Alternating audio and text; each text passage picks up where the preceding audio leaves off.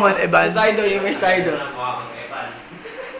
Signaling Equipment or CSE will be discussed by our representative from Latoya Company, which is Mr. Raymond Iban Cabural, for the discussion.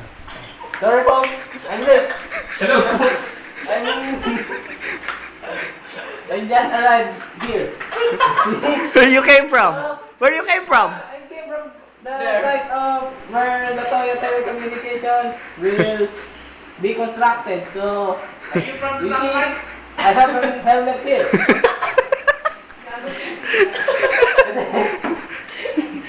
Can you discuss us the common channel signaling Oh, equipment? the common channels of our telecommunications, as you can see, is there are items here. Oh, you're So very professional, discuss your things discuss your stuff This that's right is- here. This is the Power Telecom proposal. Okay? Okay? Denied. Okay. I'm going to return this because it is denied. Hey, what's there? What's there? What's that? Yeah, This is yeah, the yeah. special items that I'm Using offering special gadget.